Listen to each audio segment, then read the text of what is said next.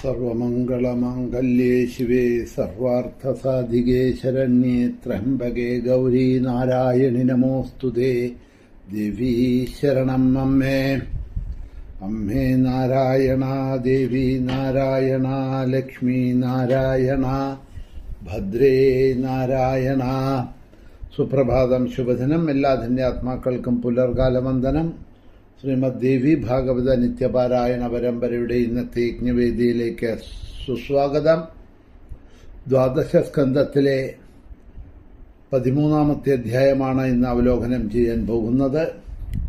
ഇന്നലെ 12-ാമത്തെ അധ്യായം നമ്മൾ ദേവിയുടെ പാദങ്ങളിൽ സമർപ്പിച്ചു. 10, 11, 12 എന്നീ അധ്യായങ്ങളിലൂടെ മണിദ്വീപ വർണ്ണനയും അതിനുശേഷം മഹാദേവിയുടെ ആദിപരാശക്തിയുടെ ആവാസസ്ഥാനമായിട്ടുള്ള ചിന്താമണി ഗൃഹത്തിൻ്റെ വർണ്ണനവുമാണ് കഴിഞ്ഞ 3 അധ്യായങ്ങളിലൂടെ വ്യാസൻ ജനമേജയന് വിസ്തരിച്ച് ഉപദേശിച്ചു കൊടുത്തത്. മണിപൂരാബ്ജനിലയ എന്ന് ലളിതാ സഹസ്രനാമത്തിൽ പറയണു. ചിന്താമണി ഗൃഹാന്തസ്ഥ എന്നൊക്കെ പറയുന്നുണ്ട്. ദേവിയുടെ ഈ മണിദ്വീപപുരിയെ പറ്റിയും അതിൽ ചിന്താമണി ഗൃഹത്തിൽ അധിവസിക്കുന്ന ആദിപരാശക്തിയെക്കുറിച്ചും ആ ഭാഗങ്ങളെയാണ് നമ്മൾ ദീർഘമായിട്ട് അവലോകനം ചെയ്തത്. അടുത്തതായിട്ട് ഈ 13-ാമത്തെ അധ്യായത്തിൽ ജനമേജയൻ നടത്തിയ അംബായജ്ഞം ആണ്, ദേവീയജ്ഞമാണ് ഇവിടെ പറയണത്. വ്യാസൻ പറഞ്ഞു, അങ്ങ് ചോദിച്ചതെല്ലാം ഞാൻ പറഞ്ഞു തന്നു. പണ്ട് നാരായണ ഋഷി നാരദനോട് പറഞ്ഞതും ഞാൻ അങ്ങക്ക് വിസ്തരിച്ച് പറഞ്ഞു തന്നു കഴിഞ്ഞു. പരമാത്ഭുതമായിട്ടുള്ള ഈ ദേവീപുരാണം കേൾക്കുന്ന മനുഷ്യൻ കൃതകൃത്യനും ദേവിക്ക് അത്യന്തനും പ്രിയമായിട്ട് ഭവിക്കും. അങ്ങയുടെ പിതാവിനെ ഉദ്ധരിക്കുന്നതിനായി അംബായജ്ഞം നടത്തുക. പിതാവിൻ്റെ ദുർഗതിയെപ്പറ്റി അറിഞ്ഞ അങ്ങ് ഇപ്പോൾ ദുഃഖിതനാണല്ലോ. സർവോത്തമമായ ദേവീമന്ത്രം അങ്ങ് സ്വീകരിക്കൂ. വിധി പോലെ അത് കൈക്കൊണ്ടാൽ ജന്മസാഫല്യമുണ്ടാകും എന്നിതാ വ്യാസൻ ജനമേജയനോട് പറഞ്ഞു. സൂതൻ പറയണു ശൗനകാദികളോട്. വ്യാസന്റെ വാക്കുകൾ കേട്ട ജനമേജയൻ ദേവീ പ്രണവം എന്നു പേരുള്ള മഹാമന്ത്രം വ്യാസ മഹർഷിയോട് അപേക്ഷിച്ച് ഉപദേശം വാങ്ങി. ദീക്ഷാവിധി അനുസരിച്ച് തന്നെ ജനമേജയൻ അത് സ്വീകരിച്ചു. പിന്നെ നവരാത്രിയുടെ ആരംഭത്തിൽ അദ്ദേഹം ധൗമ്യൻ മുതലായിട്ടുള്ള മുനിമാരെ ക്ഷണിച്ചു വരുത്തി. അംബായജ്ഞം തുടങ്ങി ബ്രാഹ്മണരെ കൊണ്ട് ഉത്തമമായ ഈ പുരാണം, ഈ ദേവീഭാഗവതം ശ്രീദേവിയുടെ മുമ്പിൽ വെച്ച് ദേവീപ്രീതിക്ക് വേണ്ടി പാരായണം ചെയ്യിച്ചു. അസംഖ്യം ബ്രാഹ്മണരെയും മറ്റും കുമാരികളെയും ദീനന്മാരെയും അനാഥന്മാരെയും മൃഷ്ടാന്ന ഭോജനം മുതലായവ നൽകി അവർക്കെല്ലാം ദ്രവ്യം, വസ്ത്രങ്ങളെല്ലാം നൽകി ജനമേജയൻ സന്തോഷിപ്പിച്ചു. യാഗമെല്ലാം സമാപിപ്പിച്ചിട്ട് സ്വസ്ഥാനത്ത് അദ്ദേഹം ചെന്നിരുന്ന അവസരത്തിൽ ആകാശമാർഗം നാരദ മഹർഷി അവിടെ ആഗതനായി തീർന്നു. നാരദൻ മഹതി എന്ന വീണയും മീട്ടി വരുന്നത് കണ്ട് ഉടൻ ജനമേജയൻ എണീറ്റു. ആസന പാദ്യ ഉപചാരങ്ങളൊക്കെ നൽകി നാരദ മഹർഷിയെ പൂജിച്ചു. കുശലപ്രശ്നം ചെയ്തതിനു ശേഷം ആഗമന കാരണം അദ്ദേഹത്തിനോട് അന്വേഷിക്കുകയുണ്ടായി. നാരദൻ പറഞ്ഞു, ഹേ ജനമേജയൻ ചോദിച്ചു, നാരദനോട് അങ്ങ് എവിടെ നിന്നാണ് വരുന്നത്?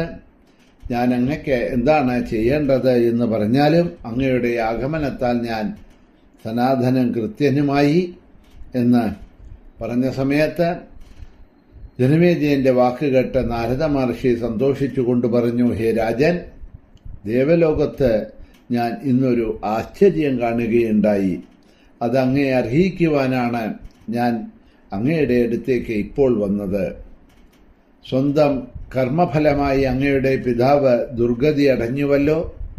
അങ്ങയുടെ ആ പിതാവിന്റെ പിതാവ് ഇപ്പോൾ, അതായത് പരീക്ഷിത്ത്, ജനമേജയന്റെ അച്ഛൻ പരീക്ഷിത്ത്, ദിവ്യശരീരം കൊണ്ട് ദേവന്മാരാൽ സ്തുതിക്കപ്പെട്ട് അപ്സരസുകളാൽ പരിസേവിതനായിക്കൊണ്ട് അത്യുത്തമമായിട്ടുള്ള വിമാനത്തിൽ കയറി മണിദ്വീപത്തിലേക്ക് പോയിട്ടുണ്ട്. ദേവീ ഭാഗവതത്തിന്റെ ഉത്തമ ശ്രവണഫലം കൊണ്ടും അംബായജ്ഞം നടത്തിയതുകൊണ്ടും അങ്ങയുടെ പിതാവ് സദ്ഗതിയെ പ്രാപിച്ചിരിക്കുന്നു.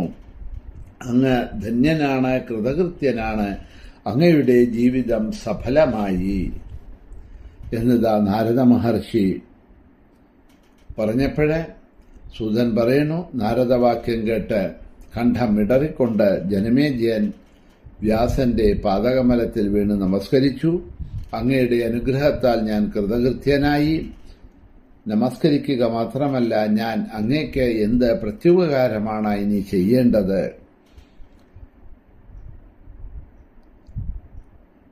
എന്നെ അവിടുന്ന് എന്നെന്നും അനുഗ്രഹിക്കണം എന്ന് ഇതാ പറഞ്ഞത് കേട്ടപ്പോഴേ അദ്ദേഹത്തിന് ആശിസ്സുകൾ നൽകി അനുഗ്രഹിച്ചിട്ട് വ്യാസൻ പറഞ്ഞു, ഹേ രാജൻ, ഹേ ജനമേജയ, സകലതും വെടിഞ്ഞിട്ട് ദേവിയുടെ പാദാംബുജത്തെ ആശ്രയിക്കൂ. ദേവീ ഭാഗവതം നിത്യവും ശ്രദ്ധാപൂർവം പാരായണം ചെയ്തുകൊള്ളണം. അങ്ങ് ഭക്തിപൂർവം എന്നും അംബായജ്ഞം ഉത്സാഹത്തോടെ നടത്തണം. അങ്ങക്ക് സംസാരബന്ധത്തിൽ നിന്നും മുക്തനാകാം. ഹരിരുദ്രൻ തുടങ്ങിയവരെ സംബന്ധിച്ചുള്ള വേറെയും പുരാണങ്ങൾ ഉണ്ട്. എന്നാൽ ഈ ദേവീ ഭാഗവതത്തിന്റെ 16 പോലും മാഹാത്മ്യം അവയ്ക്കില്ല. ഇത് സകല പുരാണങ്ങളുടെയും വേദങ്ങളുടെയും സാരമാണ്. മൂലപ്രകൃതിയായിട്ടുള്ള പരമേശ്വരിയാണ് ഇതിൽ പ്രതിപാദിക്കപ്പെട്ടിരിക്കുന്നത്. അതുകൊണ്ട് വേറെ ഏത് പുരാണം എങ്ങനെ ഇതിന് സമാനമായിരിക്കും? ഇത് പഠിച്ചാൽ വേദം പഠിക്കുന്നതിന് തുല്യമായ പുണ്യം ലഭിക്കും. അതുകൊണ്ട് ഹേ ജനമേജയ, ക്ലേശിച്ചാലും ഉത്തമ ബ്രാഹ്മണർ പഠിക്കേണ്ടത് ഈ ദേവി ഭാഗവതം തന്നെയാണ് എന്ന് ജനമേജയനെ ഉപദേശിച്ചിട്ട് മുനീശ്വരനായിട്ടുള്ള വ്യാസൻ അവിടെ നിന്ന് പ്രസ്ഥാനം ചെയ്തു.